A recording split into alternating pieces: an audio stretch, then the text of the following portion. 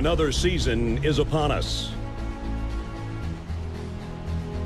Freshmen arrive wide-eyed with dreams of future glory, while seniors prepare for their last chance at immortality.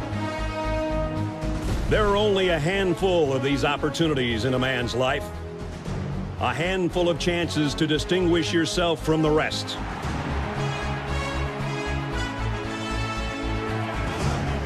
It's on these fields where history is made, where legends begin and heroes triumph.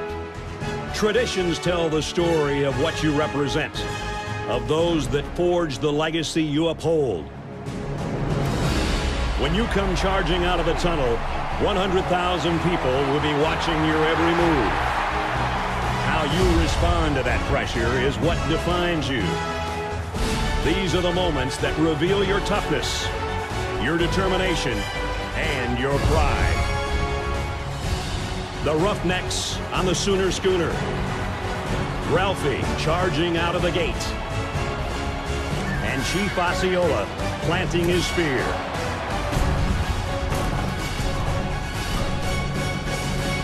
The time has come.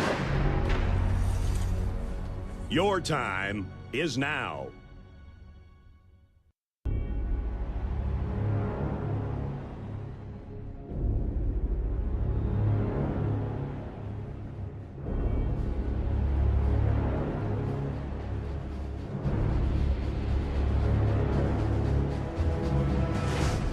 As the offseason continues to unfold right before our eyes, what we constantly have seen throughout the country is not only we've put out our post-spring top 25, both like holistically as well as for the G6 specifically, but I know many other entities have done the same thing. But you know what? I woke up thinking about one thing and one thing only. Reed woke up this morning thinking about one thing and one thing only as well. And you know what we thought about? We thought about choosing violence. And frankly, there are some fan bases out there that need to be humbled tonight. So welcome to College Football Red Zone. Yes, you are reading that title correctly. We're going to do something a little bit different. Are we going to piss some people off in the process? Probably. Oh, yeah. Are we going to have an incredible time?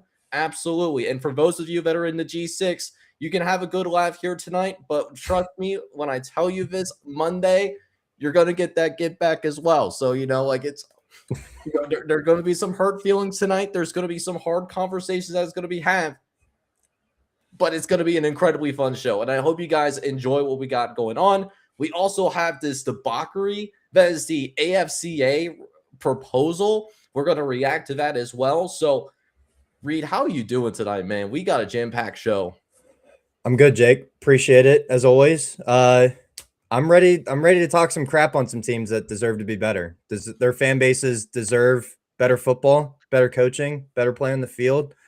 But you know, some of these brands, it's going to hurt to talk about them because they've been a mainstay at the top of college football for a good majority of my lifetime so far. And you know, to see them even show up on this list for some of them is frankly sad. So some of them I'll be sad to talk about, but you know, they deserve to be here because frankly, some of them are the worst of the worst, at least in the Power Four. So ready to get into it. Also, shout out to the audience on Buzzer. Happy to be here. Appreciate the opportunity from them. Yeah, and I definitely wanted to touch up on that as well. So we've been blessed with the opportunity to be able to live stream on Buzzer, and that's not something that every creator like over on that platform gets to do. So I definitely want to give a shout to the people over at Buzzer to allowing us the opportunity to do that. And if you guys haven't heard about Buzzer, definitely recommend checking them out. It's a relatively new platform. If you don't like the AI slop that you see on some of these other platforms on a YouTube or on a Twitter, you know, definitely want to, I definitely encourage you guys checking that out. So, you know, again, like for those of you that are watching from Buzzer, you know, really appreciate you being part of this historical night, like here on this like beautiful Thursday. So, yes, sir. With that being said, and obviously appreciate you guys watching on the other platforms as well, whether it's YouTube or Twitter. All right, man. Bottom 25 teams. You ready to see this list? And we're going to have some hard conversations. You ready for it? I mean, I feel like we always have hard conversations on the show. We always are willing to piss a fan base or two or three off. So here we go. Let's do it again. All right, here we go. We're going to do it a third time, getting some people worked off. So the bottom 25, but we're focusing on the power four. So couple caveats before we kind of dig into this list a little bit further. So it's a little bit different than how things work in terms of our top 25 that we've done holistically and for the G6 version of that. If you're number one here, that means we think that you're the worst team in the power four. And if you're the second worst or number two, then we think you're the second worst, so on and so forth until you get through your top 25. In addition to that, because there has been a couple of ties in terms of how voting turned out between not just me and Reed, who's on the show here tonight, but there's a few others that couldn't make it onto the show tonight that voted on this poll that you see on your screen. So when there was a tie, I used my poll and my personal ballot to break that tie. So with that said, you see the list. And one last thing, if you love what you see, all credit will go to Reed and I. If you have an issue with what you're seeing, you can go ahead and take those complaints to the other voters, because we will take all of the credit. We don't believe in accountability around here, not one single bit. So what? I don't even know what that word means. Never heard of it. I heard someone use it like in a TV show once, and it had more than 3 syllables, so I had to bring it out. Gotta make sure you guys think I'm actually smart or something, you know. That is more than 3 syllables. Yeah, you're right. So. All good, because I wasn't actually like counting them out. It's it's been a while since we took that hook on phonics. I'll tell you what. You're really showing your age here, Jake. I really am. All right, so let's go ahead and get into this. So number one, our worst team that we think is in the Power Four is the Purdue Boilermakers. Like coming from the like the Big Ten. They have all those resources that they get from the TV deal, where I think in excess of over $70 million per school, they still find themselves here at the very bottom. But certainly not alone. Number 2 ends up being the Stanford Cardinal with a brand new head coach. Andrew Luck is over there as the general manager and running the operation, but it's going to take a long way to get back to the top. It's a rebuilding year. Stanford comes in at number 2. Number 3, we have the Boston College Eagles. And this was a really interesting one. Boston College did receive the second most first place votes. They had 2. Purdue had 3 because of how one of the ballots worked out. That's why Boston College wasn't in the top 2. But the Eagles do check in at number 3 in the country. Meanwhile, for number 4 comes in Colorado Buffaloes. Thought they were bringing the Louis Vuitton luggage. Right now, in Deion Sanders' 4th year, you're looking at a program that has retired more jerseys than bowl appearances. So that's where they're at coming into their 4th season under Deion Sanders. Can primetime turn back the clock and try to turn it back around and try to get something that they did maybe in the 2024 campaign as well. But for now, Colorado coming in very slept on, number 4 in terms of being one of the worst teams in the Power 4. Number 5, rounding out this top 5 for right now, is going to be the Michigan State Spartans. We got a brand new coaching staff. Pat Fitzgerald is in. We've seen him be an incredible developer when he was at Northwestern before a lot of the off-the-field allegations forced him out. Is his strategy going to work in this NIL era? Or is it going to crash and burn, and Michigan State's going to look for a brand new head coach 3 years from now? That's going to be a really intriguing question that I'm sure we'll see play out over the next couple of years. Now, number 6 for us, though, and I was a little surprised that they ended up being this high, the Maryland Terrapins, but I actually thought that they should. I think they're a little bit better than basically one of the 5 worst teams in the Power 4, and I think you agree with me as well here, Reed. Yeah, without a doubt. I personally had Maryland at 12th. Now, let me preface this. I think Maryland has a lot of upside to them this season. Now, they might stack as a bottom 25 worst team in all of the Power 4, but I think they have a lot of nice pieces to be able to dig themselves out of that hole that they had last season. Let's not forget this Maryland team started 5-0 last season before losing. I'm pulling their schedule up. Excuse me. They started 4-0, excuse me, and then lost 8 straight games. So finished the season 4-8. Obviously, not the best finish to the season, but 1-score loss to Washington, 1-score loss to Nebraska, 1-score loss to UCLA. And then after the bye week, it kind of imploded from there for Maryland. But again, they have some nice pieces to be able to work with. Malik Washington back at quarterback. He's one of the best young quarterbacks in the country. They returned 3 starters from last season on the offensive line. Mike Loxley is allegedly on the hot seat. That could be construed as he gets fired by week 5, or he makes it through the season and then is fired after the season. Time will obviously tell on that. They have a few portal additions that I like. Harry Dalton III is a transfer running back. I expect him to get in the mix. DeJuan Williams is also back at running back. I think he is at least a top 12 running back in the Big Ten. I expect him to do good things. Nakeem Abdul-Rahim Gladding. That's a mouthful. Comes in at receiver. He played at Old Dominion last year, nearly 700 yards receiving, 6 touchdowns. I think that's going to be a good addition on the outside for Malik Washington. They return a lot on the defensive side, which is why I'm a little higher on Maryland, solely because of the return production on that defensive side, which honestly, again, before that second bye week last season, they had multiple 1-score losses. It's not like the defense was giving up a million points. They just couldn't. It was just a few plays here and there, a key penalty here and there that really was holding this Maryland team back. And on top of that, they upgraded, I think, at offensive coordinator. Clint Trickett, comes in from Jacksonville State. I think that's an upgrade. I think his ability to, because he had Cam Cook last season in Jacksonville State, so they were a run-heavy offense. I think that's going to take a lot of the pressure off Malik Washington, possibly go into a play-action style offense. I think that's going to be huge in Malik Washington's game. And Mike Loxley, an offensive-minded coach, I think him and Trickett are going to be able to, combine on an improved offense, at least for Maryland. So I am a little higher on Maryland. I don't think they deserve to be in the bottom 10, but I definitely, if they don't say make a bowl game, I could see Loxley be out, but I think they have the pieces to be able to do that. Yeah, and I'm right there with you. And to be fair, I think even though Mike Loxley hasn't been able to figure out how to win beyond the month of September, Maryland in the month of September is a top 25 AP poll type of team. Very unbeatable. Might as well be the 2019 LSU Tigers in the month of September, and then October and then on, they completely forget how to play football for whatever reason. They just couldn't get out of their own way. And this was a team that almost made it in my top 25, almost my personal ballot at some point last year when they were on that 5-0 start.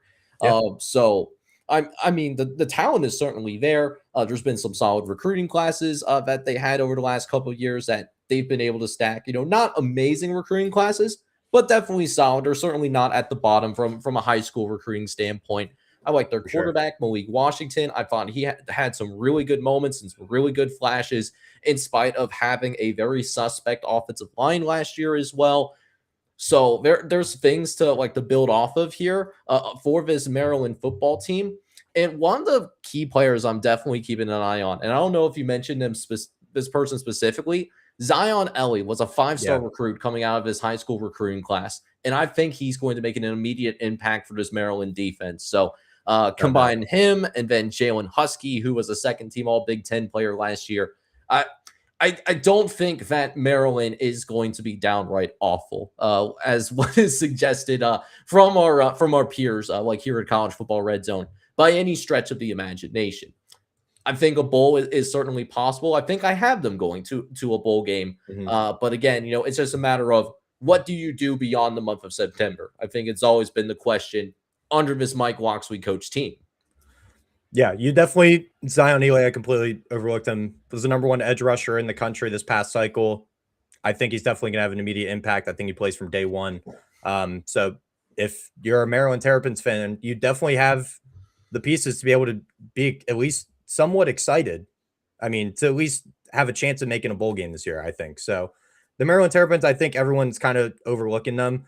I understand why they are on this list. because of what they've done in years past, but I think they have the pieces to be able to at least compete this year in the Big Ten for sure. Yeah, absolutely. And I will say this about Maryland as well. If they can put together a decent season and they're able to keep their coach together and they keep their key pieces together, like a Malik Washington and like a Zion Ellie, you look at 2027 and maybe they can do some real damage in the Big Ten.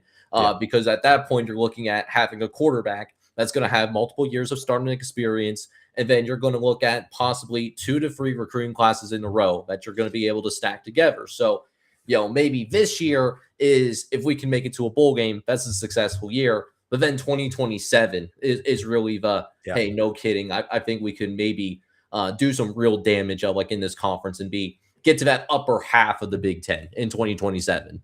Yeah, without a doubt. And the last point on Maryland, I think the schedule is pretty favorable, all things considered. 3 of their first 4 games, at home: Hampton, at UConn, Virginia Tech, which is going to be a massive out-of-conference game, and then they open up Big Ten play against UCLA. Their only West Coast trip is at USC, which comes in the second to last game of the season. Their away games in Big Ten play at Nebraska and Ohio State back-to-back, October 3rd and 10th. That's going to be a tough back-to-back. But UCLA, Rutgers, Illinois, at Purdue, Wisconsin, home to Penn State the last game of the season. That's definitely manageable in Big Ten schedule. I could see them go 5-4, 4-5 potentially. Yeah, there's a lot of swing games on that schedule.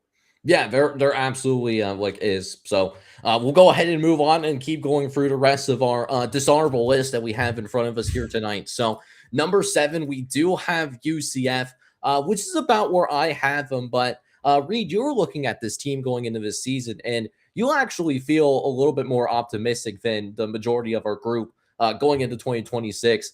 Are we going to see a little bit of that Scott Frost magic back when he was coaching his team in the American? You think it's a little something like that, or? I wouldn't go that far. I think I viewed them sort of kind of similar to Maryland. I think they have some pieces to be able to surprise some people this year. I'm going to start at the top. Alonzo Barnett III, transferred in from JMU, took him to the playoff last year, was a massive addition to this offense. 2,800 yards, 23 touchdowns, 8 interceptions, 58% completion percentage.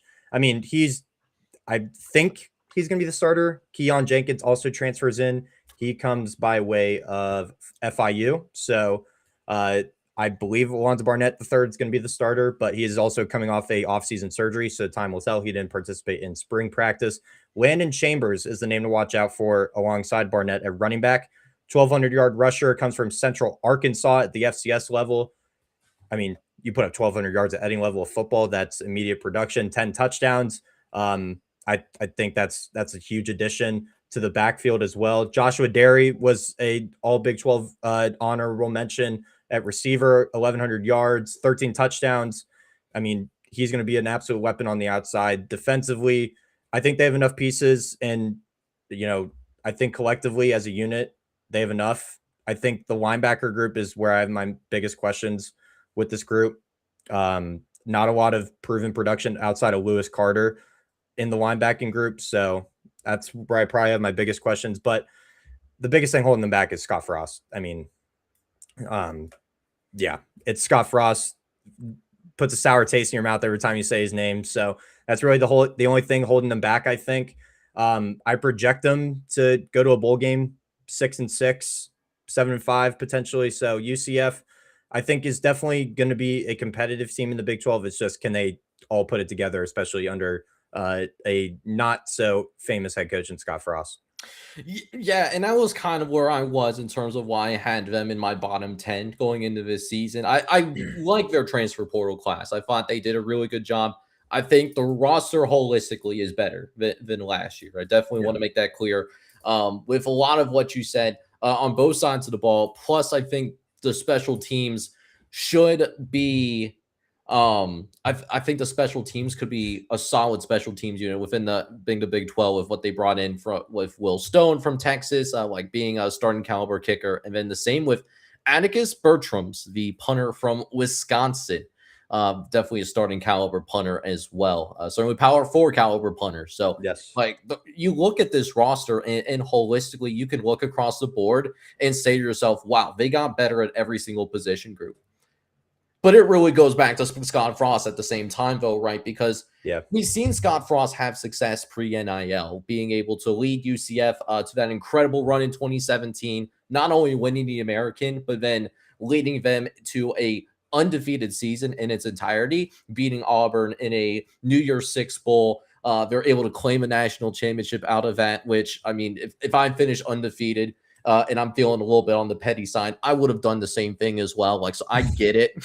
But ever since we had this transfer portal and NIL era, in the aftermath of COVID, we haven't really seen Scott Frost have that same kind of success. And so it's just a matter of, is he cut out to be a quality head coach in this new era? That's still to be seen. So, I mean, I'm pulling from him. I'm glad that he's back in Orlando because I think he fits better than what he was even at Nebraska, even though he ironically came from Nebraska. But yeah, at the same time, I definitely have questions about this coaching staff for sure. Yeah, especially Alex Grinch, defensive coordinator.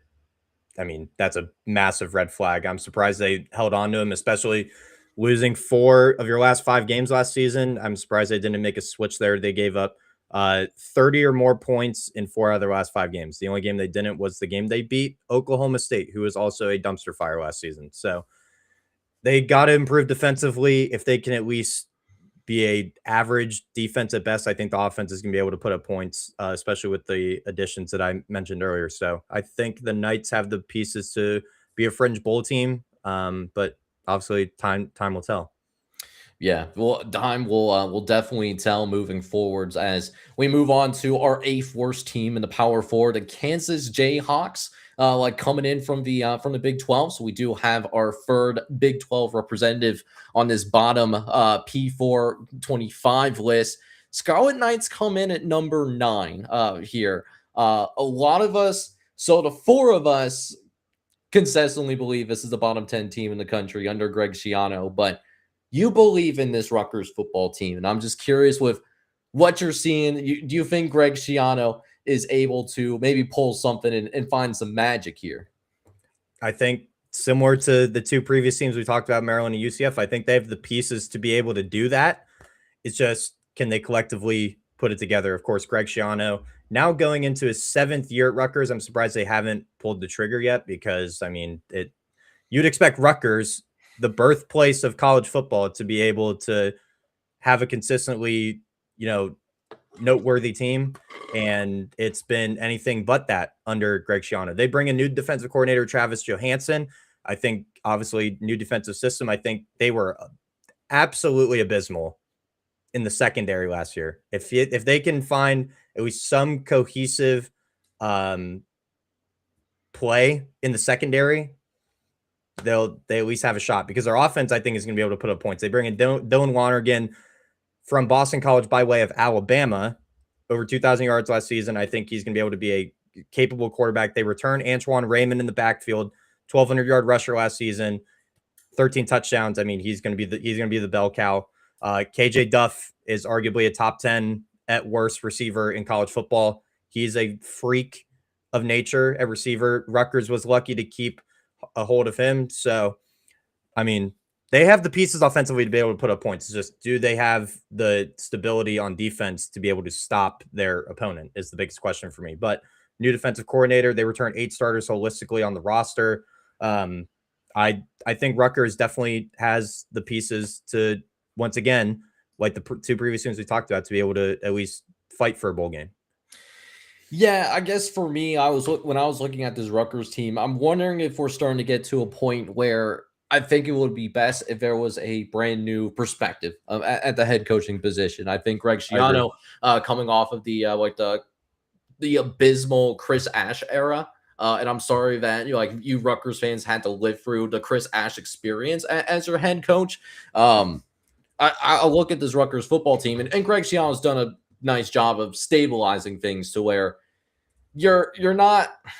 It's not like they're horrific by any means. but I wouldn't say that they're competitive a lot of times either. Mhm. So I think it's at a point where I think the message overall for Greg Schiano and his staff, it's starting to get stale. I'm also concerned about the losses that they took, and they lost some star players. I mean, Ian Strong, and losing him to Cal, Yeah. that's going to really hurt. But it's not just him. I mean, they also lose Bo Masco to Texas. Those are two star players for Mhm. your football team. And when you get into some of these tighter games in the Big Ten, it's the stars that come out and win you games. These role players can come out and maybe put together a really good drive or two, to help try to contribute to the victory. But it's those stars that come out and win you those football games. And I just don't think Rutgers necessarily has the same star power, Mhm. especially on the defensive side of the ball, that they did last year. So it's just something that I'm worried about. I think they have a lot better players from just a general starting lineup perspective. Yeah. But where are those high end players though? And then is the message getting stale up there in New Jersey? I think that's also $1 million question as well. Yeah, I think this potentially could be a breaking point season for Schiano. If they at least don't make a bowl game, I'd say I think they move on from him. I mean, obviously the message is sticking with some players. If they're able to retain Raymond and KJ Duff, I mean, obviously the message is working somewhere. But outside of the two of them on offense, and I mean, a lot of question marks defensively, Rutgers is going to have an uphill climb. But I'm backing the Scarlet Knights this season. I think they at least compete for a bowl for sure. Yeah, I'm a little bit higher on Rutgers though than the next team that we have on this list. Syracuse does check in and to round out our bottom 10, within the Power 4 ranks. I honestly think Syracuse should be higher than that. I have Hmm. some concerns now about the culture in Syracuse. This is not even Fran Brown's fault because we saw them have a really nice first season under him. But then that second year, to get off to that really good start. And then once their starting quarterback got hurt, it just seemed like collectively they gave up as a program. Yeah, And they looked like a completely different football team. Mind you, Syracuse was giving Clemson a BTA experience. for sure. I understand Clemson had a disappointing year last year, but that's incredibly hard to do with the amount of talent that Clemson had. We saw it in the NFL draft. They had multiple guys go in the first round. Yeah. And in spite of that, At, having at more. Clemson. Yeah, At at Clemson. Clemson. They went into Death Valley and beat their ass. Yep. And it didn't, right? So they lose their starting quarterback, and I know that's always tough to have, but it seems beyond that.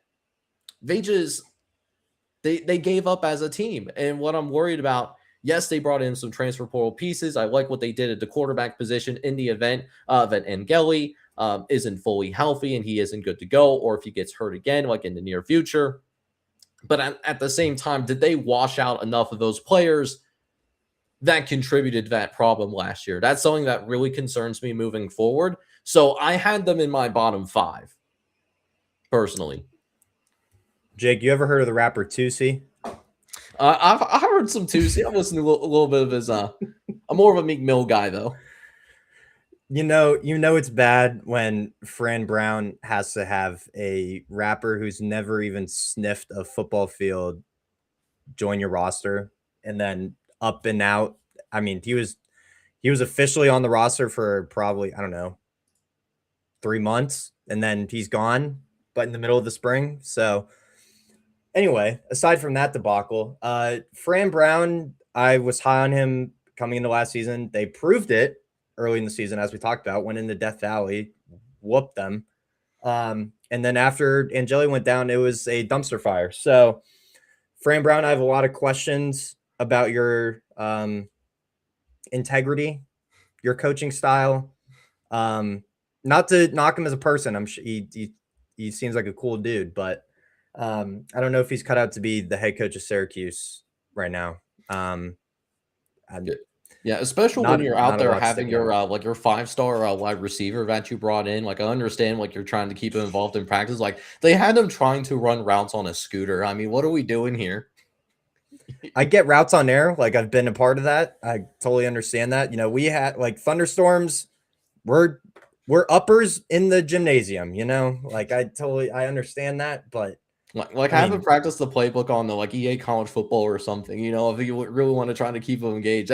That's crazy though. And of course, you know, AT who jumps in the chat and he jumps in saying that he likes Syracuse. I know you do because they weren't even in your bottom 25. What? So like if you want to explain yourself like in the chat, you know, you're welcome to do so. But yeah, man, it's I'm just worried about the things from a cultural perspective. I'm hoping that they, with this transfer portal class, it helps out with kind of turning things around from a cultural standpoint so that when they do run into adversity, they're able to deal with it and still put together a decent season, even if everything doesn't necessarily go their way from an injury and health standpoint. Yeah, I mean, I love Steve Angeli. Don't get me wrong. When he those first 4 weeks, he was the leading passer in college football before he got hurt. Let's not forget that. I mean, to wrap this all up for Syracuse, you know it's bad when they're even still giving Malachi Nelson, who is the greatest journeyman in all of college football, a chance.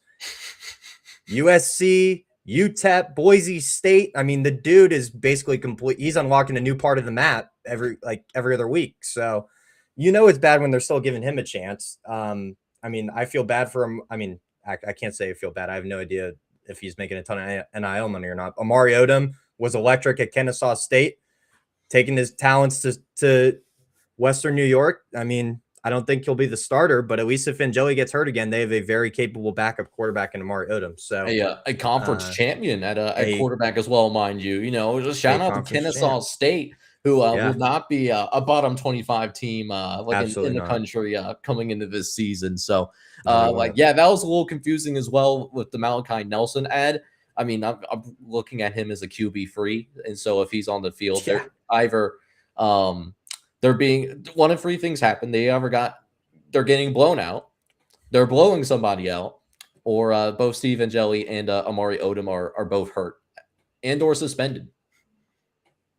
So Malachi Nelson, do your best Thomas Castellanos impression. Go out to receiver, buddy. Yeah. He's tall. He's a tall guy. What is he, like 6'4"? Like he's a tall guy. Yeah, I mean he has the the size to like be a big body wide receiver if he put on weight. But the physicality, he needs weight, strength. Yeah. Fran Brown, just give me a call. I'm telling you.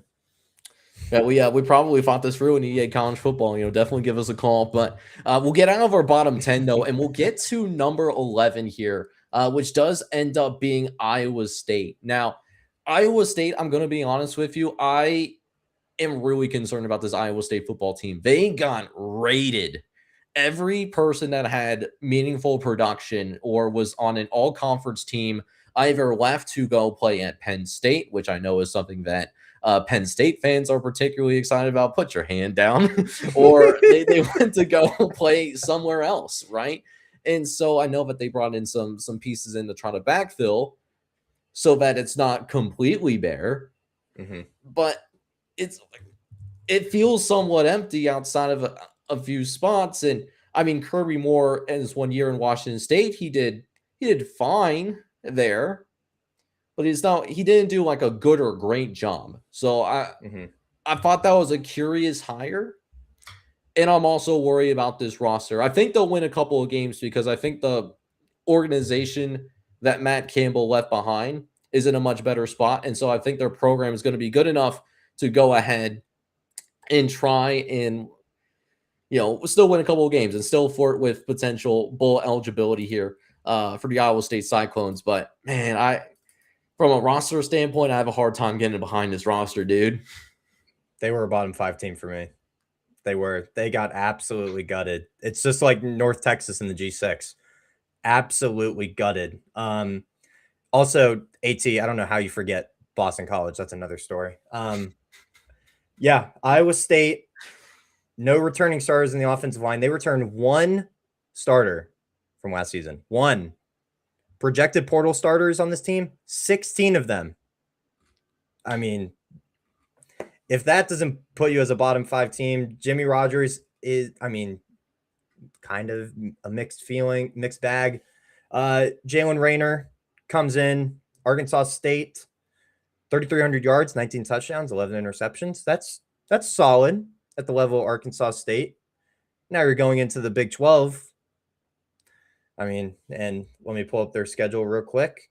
At BYU, Utah, at Iowa in the Cyhawk game, at Arizona, Oklahoma State's going to be improved. At UCF, Kansas State, like that's not easy. That's not easy. There's some good defenses there. It's just it's too much. Yeah. It's too much turnover. I've said it before. New coaching staff, whole new roster. I just can't see the vision. Yeah, and it's one of those teams where I think it's definitely going to be a rebuilding year for the Cyclones for sure. And I'm sure like if Kirby Moore sticks around for more than 365 days, that you're looking at a football team that is no kidding. I think going to turn it back around relatively quickly because I think there is a good organization in place. I think it's a borderline top 5 program in the Big 12 from an organizational standpoint. But at the same time, what I will say about this Iowa State football team, which I don't know why I said Kirby Moore. I meant to say Jimmy Rogers. There's a complete absolute brain fart there. It's all good. It's hard to talk about a team, you might have not even known who the head coach was based on how much overturn there was. But I mean, they lost all of their stars, and they didn't really bring anybody in that's a star player, or at least someone you look like that's definitely a star. Jalen Rayner could be that. I loved watching him as a dual threat quarterback at Arkansas State the last couple of years. He does have that starting experience, but it's going to be one of those things where they're going to have to come together as a football team, like throughout the rest of the spring and into the summertime, and maybe even through fall camp as well. If they want to put together a decent season, but that's not going to be guaranteed by any means. So, no, not at all. And especially in the Big 12, I mean, any team can beat any team on any given Saturday, but in the case of Iowa State, it's going to look bleak. It's going to look bleak out there in Ames. I'm just forewarning everybody who doesn't pay attention to Iowa State normally. So. Yeah, so we'll go ahead and keep it rolling here with number 12. Number 12 got the Arkansas Razorbacks. So we have our first SEC team here. I'm a little bit higher on this Arkansas team than our consensus personally. I look at Ryan Silverfield. I think he can do a solid job if given enough time. And this defense was horrific. They can't be any worse defensively than what they were last year. Like, think about it. If they just had a below average defense, like I'm not even talking being an average SEC caliber defense or just generally a good power conference defense, just be below average, not horrific. We're talking about Arkansas being in a bowl game because that offense was really special. Now, it's a little bit of roster turnover that they're going to have to deal with on the back end. But I mean, just from a law of averages, I mean, they can't be that bad defensively 2 years in a row. So I think Arkansas certainly has enough talent to keep things competitive, at least in Ryan Silverfield's first year. Don't know if it will reflect in the overall record per se, but I think Arkansas is one of those teams that you look at is, if their schedule was less brutal, hey, maybe they can, do more damage from a record perspective. AT 7-5 absolute best case scenario for Arkansas in a perfect world. Well, AT, nothing is perfect. So sorry, Arkansas. But I mean, just like other teams we've talked about, it's a complete turnover for Ryan Silverfield. 40 new incoming players, and I'm pulling up my strength of schedule metrics. Oh, I have Arkansas as the hardest ranked schedule in the country. I do too. Or at least they were up there. They were top 5. They were up there. Yeah. At Utah, out of conference. Georgia at home. At A&M versus Tennessee. At Vanderbilt. Missouri at Auburn. South Carolina at Texas. LSU. Yeah. Arkansas, I mean, long-term, Ryan Silverfield, I'm even skeptical. I had mixed feelings about him at Memphis. I feel like this was kind of just a reach higher. They just needed a new face, a breath of fresh air, I don't see the vision. I really truly don't. I don't see the vision right now with Arkansas. Now, I will say I think they're going to be like an improved team in the trenches overall. I do love the addition of Bryant Williams, for example, the offensive tackle from Louisiana. I think he's going to do a really good job. And then they brought in a couple of really nice defensive pieces. Kamari House, linebacker from North Carolina. He was a bright spot on the defense, and a team that didn't have a lot of bright spots under Bill Belichick's first season, alongside Jaheim Johnson. Transferring in from Tulane. He was a star for the Green Wave last year. So, I mean, there's some pieces there. And then they brought in a bunch of other guys. Like, I think their wide receivers are going to be interesting. They brought in a plenty of number of guys in the linebacker and corner room that were productive at their last spot. So that leads me to believe that I think the offense may take a slight step back, but the defense is going to be better to a point. Maybe has a chance to be an average defense. So that's where I'm coming from. Still have them as a bottom top 25 team, but I think it's closer like in the 20 range for me personally. Yeah, I had Arkansas at 15, so right in the middle of the pack. Definitely, I think not having Taylor Green at quarterback this season is going to hurt them, in my opinion. I think that's a massive loss. Although it didn't show in the record, he was a very dynamic quarterback. Obviously he's in the NFL now, so I think Taylor Green is going to be a massive loss for this Razorbacks offense. And I think just holistically, I may not see the vision now for Ryan Silverfield, but hopefully Wood Pig Suey can figure it out. Yeah, for sure. But we'll go ahead and keep things moving here in terms of the rest of our bottom top 25 for first tonight. Baylor comes in at 13. And I know that this is a big year for Dave Aranda. We'll see if they can find a way to get back on track after winning the Big 12 title like a handful of years ago. They just haven't necessarily been the same since then. North Carolina comes in at 14, and we have a little bit of disagreement in the consensus. AT is a lot higher on North Carolina than the rest of the group, and you're certainly lower than the most of us here. So AT, if you want to explain yourself and why you like this North Carolina team, or at least like them enough to where you don't have him in this bottom feeder right now, I'll let you do that here in the live chat. But while he's formulating that response, Reed, you don't really love this team at all, do you? Bill Belichick is not a college football head coach. I will stand on that hill. I will plant the flag, and I will mount the charge that Bill Belichick is not a college football head coach. I also didn't realize that Taron Dickens, transfer quarterback, 3,500 yards, 38 touchdowns, wasn't even on. I thought he was there early. He had some academic issues, is enrolling in the summer. So he completely missed spring ball. Western Carolina transfer quarterback. So Billy Edwards has been leading the show for the most part offensively. The Wisconsin transfer now at North Carolina. If Billy Edwards is named the starter, this team is doomed. Plain and simple. If Billy Edwards is named the starter of this team, they are in trouble. But Bobby Petrino, new offensive coordinator, I trust him to make the right decision. And once he sees Taron Dickens sling the pill here this fall, I expect him to be the starter for North Carolina still. Damon June, I've heard some talk out of camp. He's going to be a freak at running back. Don't know if you've heard or read the same, Jake. I heard to keep an eye out on Damon June. And of course, when your first name is Damon, or some could say Demon, I mean, I'm going to keep an eye out for the Demon. Jordan Shipp at receiver is back. Mason Humphrey, a transfer receiver, in.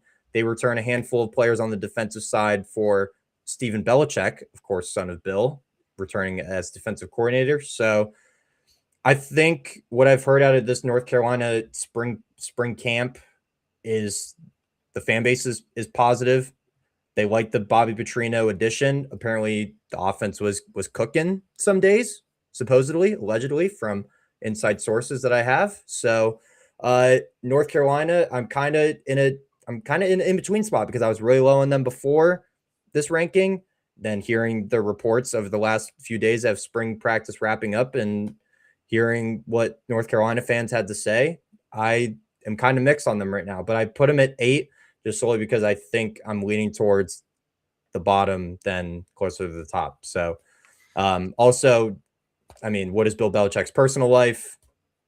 I mean, we have no idea. So I'm not even going to get into that unless you want to. But Yeah, and it's a I train know that wreck. that's I'm not going to get into the specifics because I know like some of us are watching this right now. I think are aware of like some of the off field antics, Yeah. just in terms of his like personal dating life.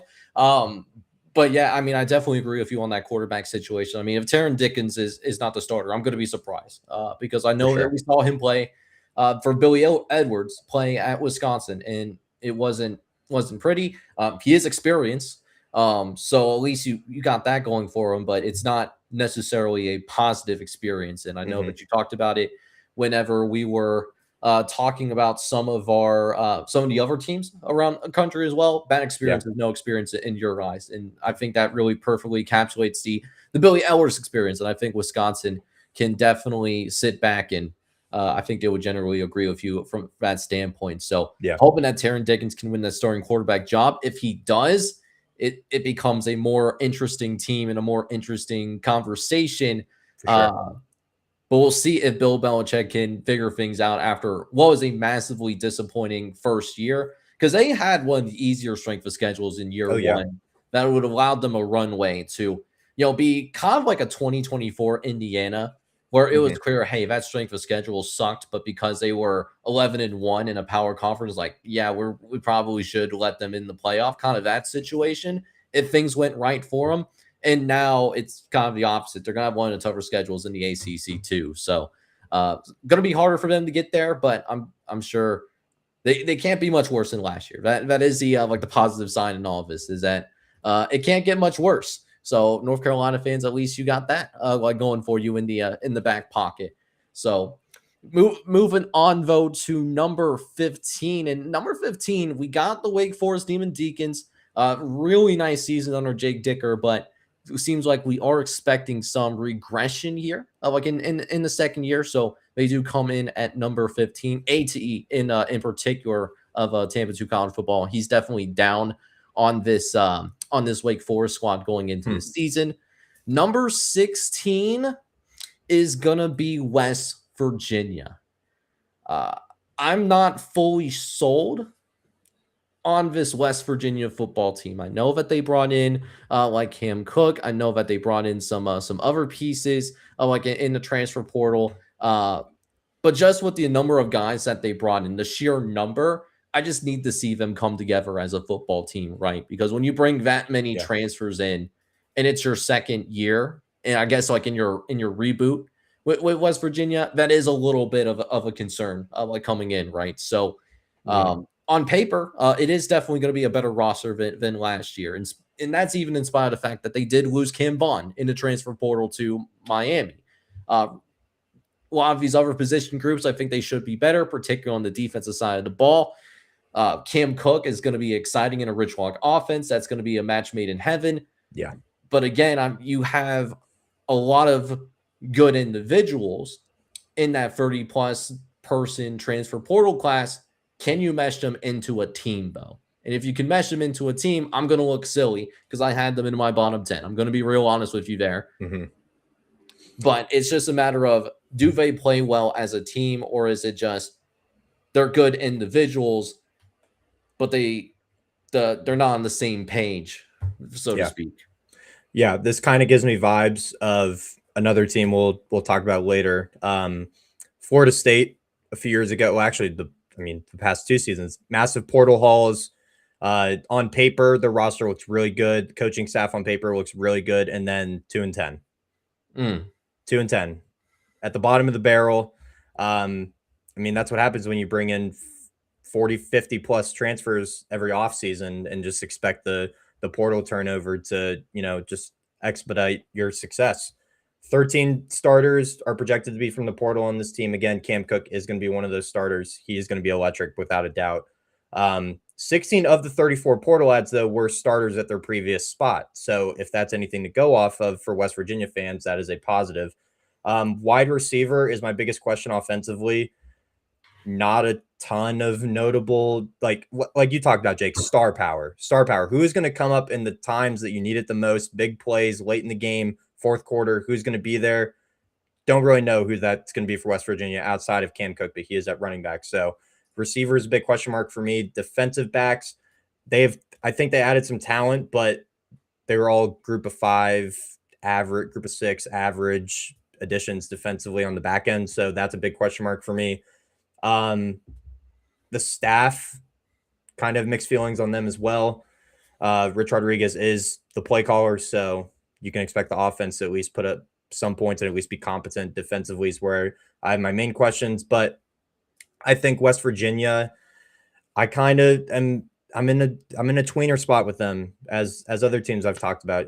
I think they have the potential upside to be a 500 and a bowl team, and they also have the downside of being 4-8, and Rich Rod is at least on the hot seat going into next season. So I'm kind of in between on West Virginia. Obviously, I want them. This is one of the teams that I want to be back at the mountaintop of college football because I mean, let's not forget about a decade ago, they were a real threat in college football. They were playing in BCS bowls and were near the mountaintop of college football. So yeah, and that incredible 2000 and I believe the 2007 season. I mean, West Virginia was on the precipice of playing for a national championship, and if not for just an unspeakable upset against Pitt, which I know West Virginia people are going to be absolutely dismayed about the fact that I brought that up in the 2007 season. But yeah, I mean, I definitely agree with you. It's an underrated like environment up there in Morgantown. Country Roads,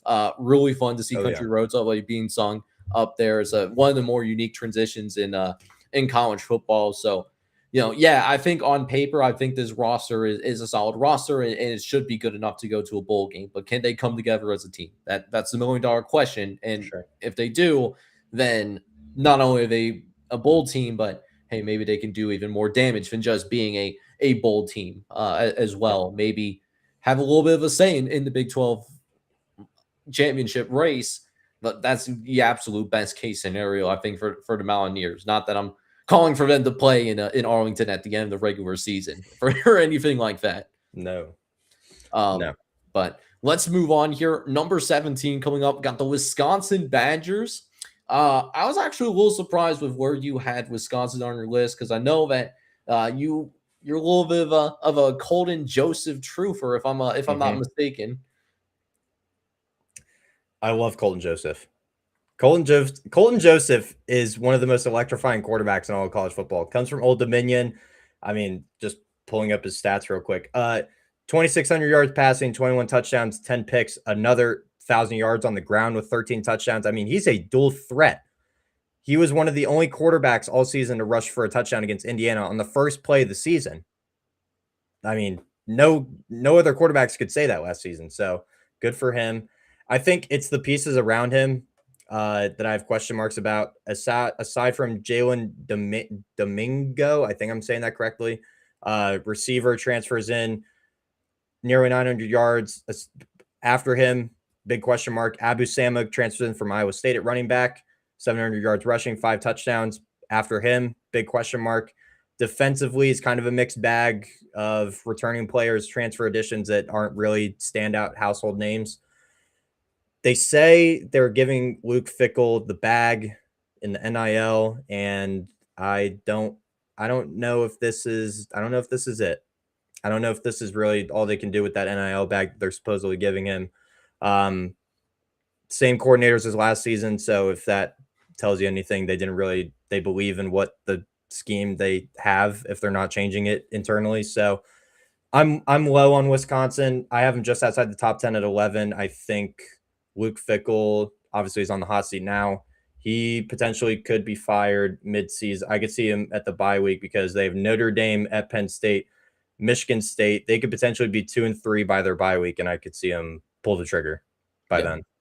Yeah, because I mean they did stay with him because we thought that there was a chance that Wisconsin might have a change in leadership at some point last season. They stuck with him, and Wisconsin did end up playing better, especially in the month of November. They pull off a stunning upset on Washington, for example. So hopefully that parlays into some momentum. I do have some concerns about this offensive line. They lose Raleigh Malman to like the NFL draft process. He was a top 300 prospect. And then they also lost Joe Brunner, one of their interior offensive linemen, to Indiana, a conference opponent. That was someone that was has a lot of starting experience in that interior of the offensive line. So I'm a little worried that Colton Joseph is going to be running for his life a little bit. Also, I have a little bit of a concern about special teams. They lost Atticus Bertram's to UCF, who ironically we talked about earlier tonight on the show. One person I'm really intrigued about, though, Liam Dannitz, Hope College, Division III, but Hell yeah. he put up some cartoonish video game stats: 21 TFLs, 15 sacks.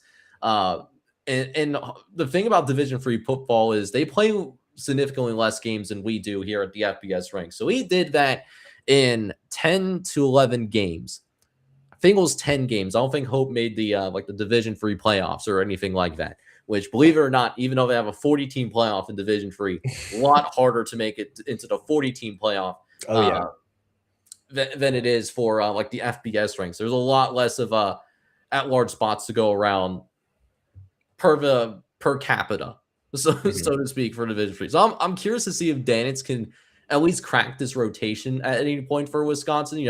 Always pulling for the Division III peoples. I mean, I went to Division III school, so that I just wanted to give that shout for first and foremost, and I know you did too as well, Reed. But yeah, I mean, I hear you. I definitely understand where you're coming from. I was about where Wisconsin is ranked right now, because I did build some momentum going into this season. It's just a matter of, can they actually take advantage of it or not? It's the biggest question. Can they put it all together? Biggest question of all. So moving on now to number 18, we got Mississippi State. I know our Mississippi State brethren not going to love that. I'm looking at you. 19, we do have the Kentucky Wildcats. You like this? You like Will Stein, though, so I'm sure there might be a little feeling some type of way about Kentucky being on this list to begin with. Yeah, and I'm sad Colton's not here, because Colton is the biggest Kentucky truther out of our group, so I will try not to steal most of its thunder. Will Stein is a grade hire. Love it for Kentucky. Joe Sloan, former LSU offensive coordinator, joins him. I think their two minds combined together is going to make a fantastic offense for this Kentucky Wildcats team, namely because the players that they bring in. Kenny Minchie transfers from Notre Dame, was the backup last year, competed for the starting position with CJ Carr, lost it, was at Nebraska for a cup of coffee, and now he is in Lexington, Kentucky, and I expect him to do big things right out of the gate. CJ Baxter is a great addition at running back. Comes in from Texas. I think he's going to be a major addition in the backfield. Receiver is a little bit questionable, but Shane Carr, transfer receiver, over 600 yards last season at Southern Utah. Could you name their mascot, Jake? Yeah, it's I think they're called the Thunderbirds, if I'm not mistaken. Dude knows ball. This guy knows ball. Look at that. G6 Jake knows FCS ball too. Who would have funked it, The Thunderbirds at Southern Utah. Yeah, Shane Carr. I think he's gonna be a standout receiver. I think he could catch the SEC by surprise. Defensively, Jay Bateman comes in as defensive coordinator. I think it's a solid unit. I'm not gonna say it's over. I'm not gonna glaze it or anything. I think it's a solid unit. Could be a middle of the pack defense in the SEC potentially. So, I mean, I'm drinking the Kool-Aid with Will Stein. I don't even have him on my bottom 25. I'm that confident that they at least make a bowl game in year one under his leadership. And in the long run, Kentucky, you're going to be back in football. Trust me. And things can get wild on a night in Lexington. Let's not forget, things can get crazy. So. Yeah, because even like in the back end of the last couple of years in SEC playing, where obviously like Kentucky hasn't been the same the last couple of years. I mean, they gave Georgia like a run for their money. They almost beat Georgia like in a game like up there in Lexington, and I believe they beat Ole Miss a couple of years ago, which ultimately prevented them from making the college football playoff too. So I mean, Kentucky is always one of those teams where they don't have as many resources included in their football program as many of the other teams that are in that conference. But at the same time, it seems like Kentucky has done a decent job of maximizing what they do have. I like Will Stein long term. I think their offensive line is going to be a good offensive line. I love those transfer portal acquisitions if they can turn into a cohesive unit. Kenny Mitchie fascinates me. That was a good quarterback. It's just that CJ Carr is just on a completely different level. Yeah. So it's not even that Kenny Mitchie was bad, and that was why he lost the job. Like CJ Carr took that job. Yeah. So and I think that showed when CJ Carr was on the field for the Notre Dame Fighting Irish last year. So very curious to see what Kenny Mitchie looks like in Will Stein's offense. It's an interesting pairing. But I mean, it's tough, like some of these other teams, they also got better as well, or, they are a little bit more proven. So, I think there's a world where Will Stein gets the Kentucky Wildcats Super Bowl game in year one, but it's Will Stein, a little bit inexperienced as a head coach. We'll see what he looks like as a CEO man versus being an offensive coordinator and mainly just having to worry about the offense. Yeah. It also doesn't help that they have a top 5 strength of schedule. So that doesn't help them either. Yeah, and that is according to like the College Football Red Zone strength of schedule metrics, which I just posted out this morning, can confirm a top 5, at least top 10. Because you won't believe this, I don't exactly remember where all 138 teams are like landed on that thing. So it's not like and I don't have that pulled up in front of me, so don't ask. So like, dude. Let's move on. Cincinnati comes in at number 20. JC Friend's season, but it is what it is. I get it. Florida State comes in at 21. I'm higher on this Florida State team. I think that Mike Norvell, I think he's heard some of the talk over the last couple of years, ever since they went undefeated. But there was some debauchery and some controversy with that when we had a 4-team playoff. Mm-hmm. But I think Mike Norvell, he hears all the noise, and he understands what he needed to change. And I think Florida State is going to have a quality football season this year. They have too many resources to be this bad. Okay, like I simply cannot believe that Florida State is going to be this awful 3 years in a row. And we've seen the upside of Florida State as well. They beat Alabama convincingly, and Alabama went to the college football playoff. They even won a game in that playoff. So we've seen the upside of Florida State. Really, the difference in terms of whether they have a mediocre season again or a good to great season again is consistency on a week-to-week basis. And if they're more consistent, which, again, I think Mike Norvell, he's too smart of a coach to not eventually figure that out, that we'll see Florida State maybe not play in the ACC title game. I'm definitely not going to go that far whatsoever, because I think Miami's on a different level, and I think there's some other teams in the ACC that I believe in more. But I think Florida State's going to have a good year this year. I think the loss of Gus Malzahn at offensive coordinator is going to be a bigger loss than what people think. Him immediately getting up and retiring after one season in Tallahassee. I think it low-key shows what is going on behind the scenes down there than the public might perceive. So offensive coordinator, huge question mark. Ashton Daniels, projected starter, doesn't blow me away at all. Trey Wisner is a good addition at running back, comes from Texas. I think he's going to be a solid addition. Deuce Robinson's a freak at receiver. Just throw the ball up to him. He'll catch it probably 95% of the time. Mekhi Danzy's a good number 2 receiver. Defensively, I think they could be okay. Chris Jones comes in.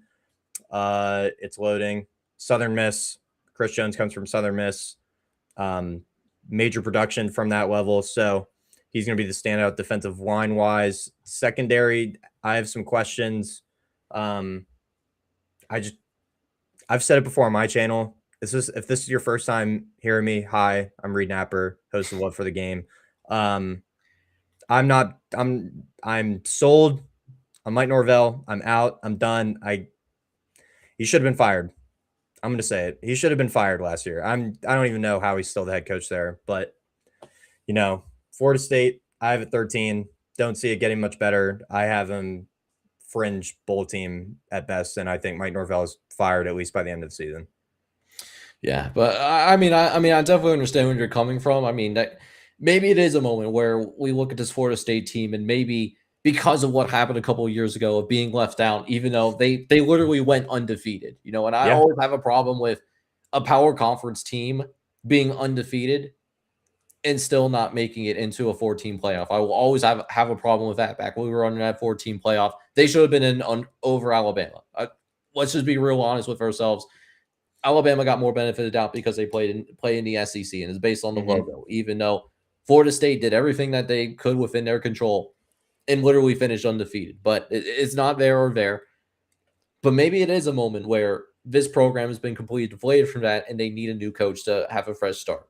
Yeah. But I've seen Mike Norvell do it dating back to when he was at Memphis. I've seen him done it recently as a couple of years ago, having incredible amount of success. And we've seen it upside this Florida State team last year when they beat Alabama yet again. And that was a team that went to the college football playoff.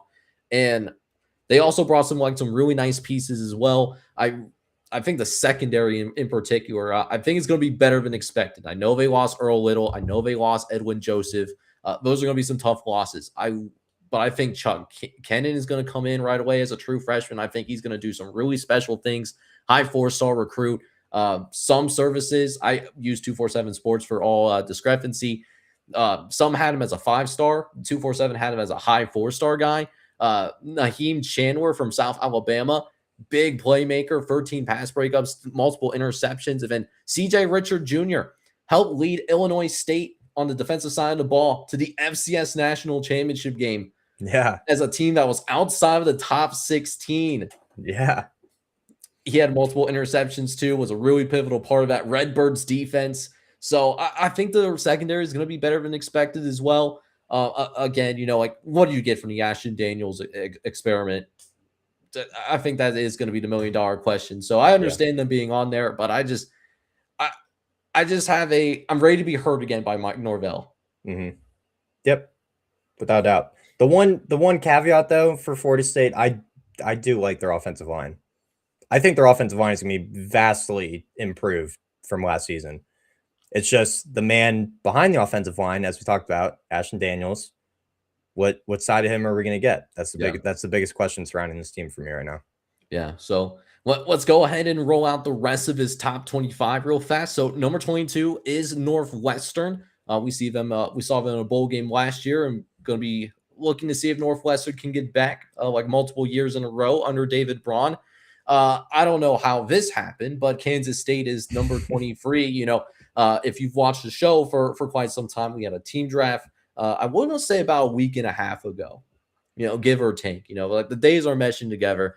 This was one of my picks in the team draft. I think people are sleeping on Kansas State, but we're not going to put too much of a fight here. It is what it is. Vanderbilt at 24. We saw Vanderbilt have a historic season. What does that look like without Diego Pavia and Eli Stovers? Jared Curtis could be the best, or at least the most productive quarterback as a true freshman, in this recent class from high school. So Jared Curtis, I think, is most likely going to be QB1. And then I'm going to see if I can summon Colton for this one. Nebraska does get in at 25. And I will say this. So Nebraska and UCLA were tied from a points perspective. So like I mentioned before, as the Mr. CEO himself, I use my personal ballot to break that time. I'm higher on UCLA under Bob Chesney than I am under Matt Rule right now. So Nebraska gets to nod, whether you like it or not, at 25. And then instead of UCLA being the top bottom 25, force a habit, they are going to be part of your dishonorable mentions. UCLA is on this list. Oklahoma State made this list, as well as Duke and Virginia Tech as well. So before we get into some debauchery with what's going on with the AFCA, any final thoughts as you see this bottom 25 list, my guy? I understand. I can get why Oklahoma State is on the dishonorable mentions. I thought they were actually going to make the list. I didn't have them on mine. I just thought collectively as a group we would have had them in the ranking because of how they were the last few years under Mike Gundy, but we're buying the North Texas Cowboys, I guess. So good for them. Good for Oklahoma State. Yeah, I expected Oklahoma State to be on this list as well. Not gonna lie, I love their offense. Defensively, I definitely have some questions, So it's gonna be one of those. Hopefully that zesty for Messi effect is gonna be in full blast in Stillwater, because they're gonna need it to win some games. I just worry that Oklahoma State, they're going to need to put up 35 to 40 points to win games, like in the Big 12. That's just kind of where I'm at with them, as someone that did actually put them in their their bottom 25. Duke, I'm certainly not surprised. And then Virginia Tech, I mean, they returned a lot of production from a 3-9 football team, so I didn't put them on my list, but I get it. I can understand the logic there. Yeah. And I think Virginia Tech has one of the highest upsides of any team on this list going forward. Solely because of just James Franklin at the helm.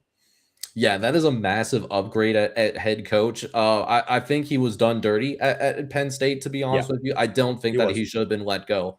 The year after he took Penn State, not only to the college football playoff, but made it to the semifinals, was very close to making the national championship game. Just a couple of bounces the other way. We're talking about Penn State in the national championship. And then all of a sudden it's, you got a puncher's chance to win it all. Yeah. So, revisionist history, I guess, but hey, it is what it is. But it still makes more logical sense than the debauchery that came out in terms of the recommendation from the American Football Coaches Association, where they mentioned 3 things. So there is some good, there is certainly some bad, and there is certainly just some plain ugly. Okay, so they mention 3 things. So the 3 things that they did mention is that they wanted to expand the playoff to 24 teams. They wanted to eliminate conference championship games as well, and then also trying to finish the college football season within that second week of January. So it's not all bad, but there's certainly some ugly pieces that they recommended. And I know you have some very choice words about the tomfoolery that is going on here.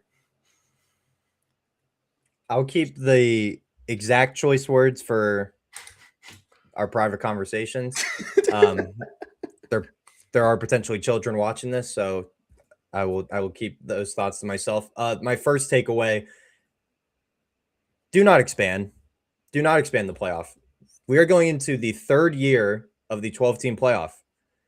3 years is not a big enough sample size to just get up and be like, hey, let's just allow everyone in. Let's allow a potential 7-5 ACC champion Duke into the party last year, just solely because they won the ACC. They had no business being in that conversation. Period. End of story. They had 5 losses.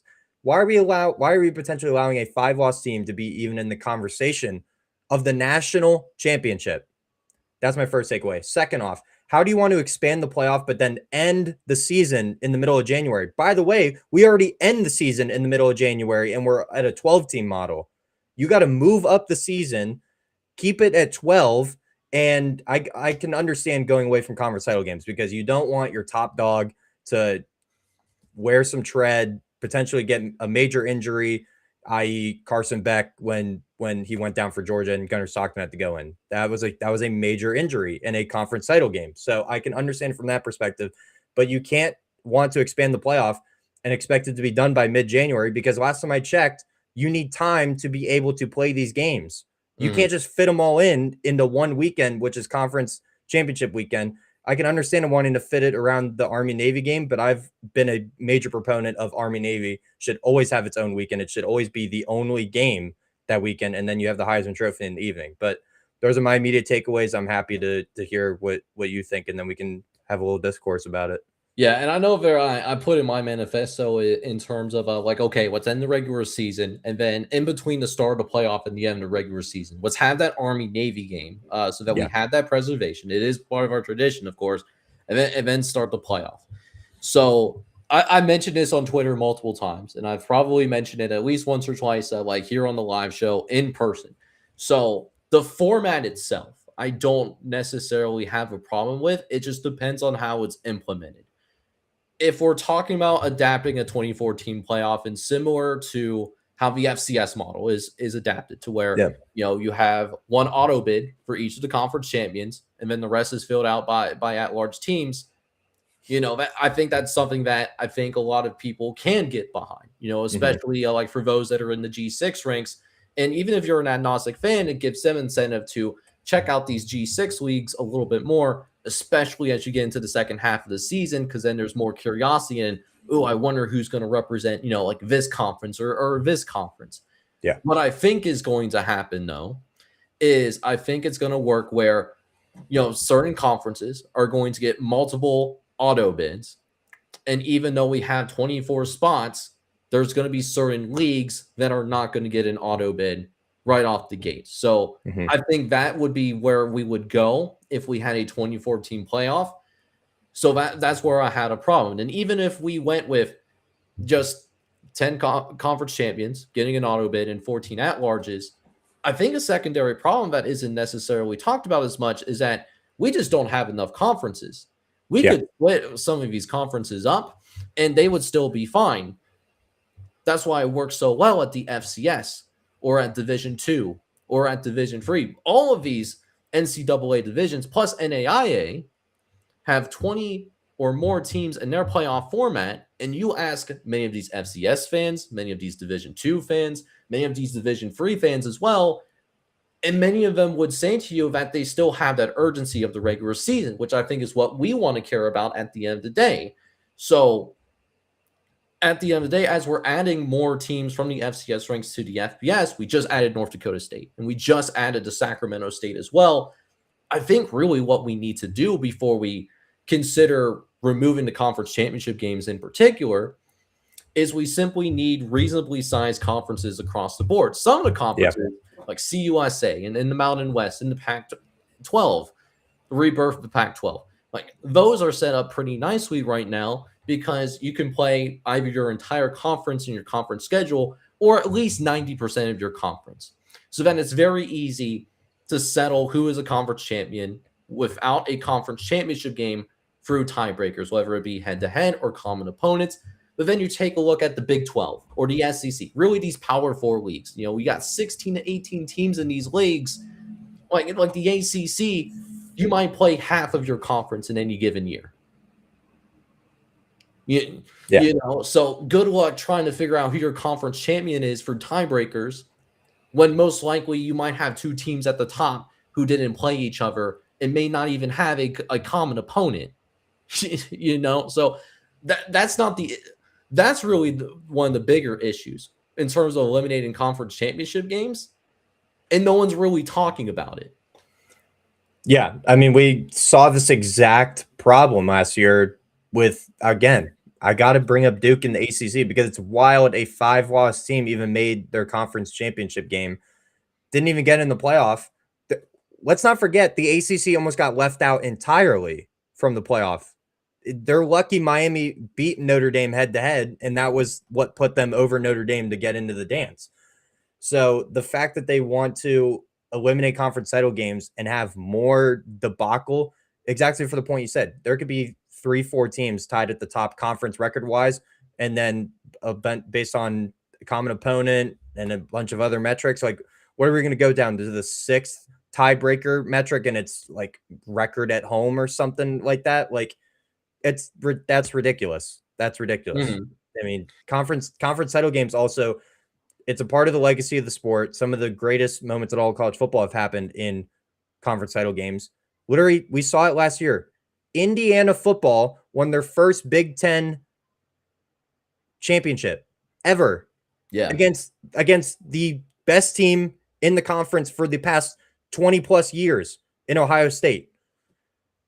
Like, why are we trying to take that magic away, those moments away? Because that is one of the greatest moments we will ever see in all of college football. So, I mean, aside from that, we're losing just great moments on the field potentially. Like Gunnar Stockton getting his head blown off against Texas, and then Carson Beck handing the ball off with a broken shoulder or whatever he had. So, I mean, we're losing epic moments like that. Yeah, that, are just gonna poof. They're gone, thin dust.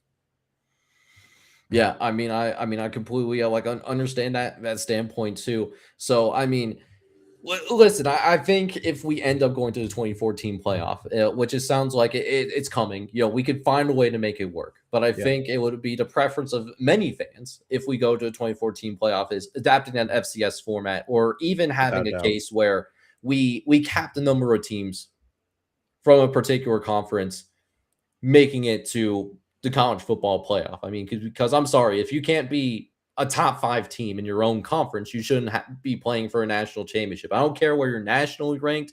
For sure. If you can't finish top 5 in your own conference, you shouldn't have an opportunity to make it into a playoff, regardless of size, right? And speaking of the size, if we go to 24, are we going to stop at 24? Because we saw the expansion to 12 teams, which, I thought it was a little bit weird at the time. I figure if we were going to expand, we'll go from 4 to 8. That sounds like the logical option here. But we go from 4 to 12. It's like, okay, feels a little weird, but, I can get behind, like 12 teams. And the 2 years that we've seen a 12-team playoff, we had some incredible moments. But is it going to stop even if we get to 24? And that's the other thing that I worry about, especially with private equity coming into our sport a little bit more now. Seeing this private equity, you see these guys getting more decision-making power. And frankly, these are guys that do not care about our sport. Yeah. And we saw this with the NCAA March Madness. They just expanded their tournament again, even though vast majority of fans did not want that expansion. They got it anyways. It's all a cash grab. That's all it ever is. Whose pocketbook can get filled the quickest and the most of anyone else. That's all. That's why the playoff was created, is because they wanted to put a product on television that would draw millions, potentially billions of fans, and help the major providers, aka ESPN. That was the sole reason why the playoff was ever created in the first place. And now that we're expanding it to 24, maybe even more, we're getting more TV networks involved. Like, we're seeing TNT and TBS show college football playoff games now, and they're getting into the Big 12 games now. So, it all will ever be a cash grab as long as the playoff is around. I'm fully believing in that. And just a quick plug real quick for one of our guys, AT Tampa 2 College Football on Twitter. He wrote a great article on private equity now being a part of the sport as a whole. If you want to go check it out and get more details on private equity and, what their real impact on college football is, as I keep, berating our sport. But it's crazy to think that we started at 4 and we potentially could go to it feels like 48 at some point. It truly feels that way, Jake. And it's never going to stop. It's never going to stop. Yeah. And I think that's really the biggest thing from those that are against the playoff expansion, because it's not even that a 2014 wouldn't be genuinely awesome. I think we would have fun with a 2014 playoff. I think we would, because we expanded this 12-team playoff and we still have an urgency in the regular season for the most part. And we had incredible moments in the college football playoff the last couple of years. We did. It's just, I worry about the ability to implement it properly. That's really the biggest thing. And we're having that problem now with the 12-team playoff. We have some wonky rules. Yeah.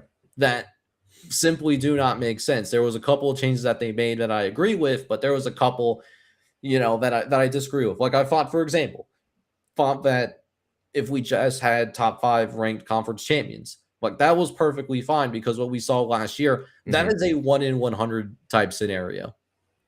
Yeah. Not only did we had to have multiple G5 programs have absolutely incredible seasons, but we had to have 2007 level chaos in another power conference to get to the point where Duke was playing for a conference title at 7-5, like you mentioned. So, yeah, it wasn't all bad. I definitely agree that we should try to end the regular, the season at a reasonable time frame, because the 12-team playoff, the one weakness of the 12-team playoff the last couple of years is that it does drag on a little bit too long. I definitely agree with that. The other recommendation is, one of my favorite sayings, what are we doing? What are we doing? You know, this is what we get when we have a sport ran by bozos. By bozos. By bozos. It's like the Will Hall hire at Tulane. What are we doing? What are we doing? What are we doing? I mean, the last point I have on it, and you touched on it. If we do expand to 24 or further, we either have to keep the same format as the FCS D2 D3 playoffs, take parts and pieces from that, or you got to cap from a certain conference. We can't have half the field be from the SEC and the Big Ten. Plain simple. Yeah, and for me, cap it at 4 or 5 teams from each of those conferences and then move on. Yeah, because again, like if you're not top 5 in your own conference, I mean, exactly. Like, yeah, it's going to be, as one of our our crew members said, it would be considered a Mickey Mouse like playoff appearance at that point. Oh yeah, because you don't even deserve to be there. Yeah, you're there because of your conference badge. Yeah, literally. That's essentially what it was. So I mean, I definitely understand that argument. So listen, I could rant all night about this. I really could, but I think I'm going to get off my my front porch. I'm going to get off my rocker. But listen, man, thank you guys so much. It's been an incredible show here tonight. We got more to come. We talked about the bottom 25 for the Power 4. We're going to give like the G6 like a little bit of its looking to like next live show. And also, especially thank you for our friends over at Buzzer for allowing us the opportunity to host our very first live stream over on that social media platform. If you guys haven't checked out Buzzer yet, and you're looking for a place where it's just sports and it's sports content created solely by human beings, not AI slop that you start to see around the internet nowadays, like give the guys over at Buzzer a chance. I implore you to do that. Without a doubt. Appreciate them. But hey, Reed, any final thoughts before we sign off here tonight, my man? Yeah, again, thank you to Buzzer. Great opportunity to be able to work with them going forward. And thanks for everyone tuning in tonight. Appreciate it. Sorry for the programs we had to bash on, get better, I guess. Yeah, but get good. Sounds like it's a skill issue, but hey, hopefully you guys are all out there having an absolutely incredible night. For now, though, this is Jake from College Football Red Zone signing off. Hoping you guys are all out there taking it easy and taking care of everybody.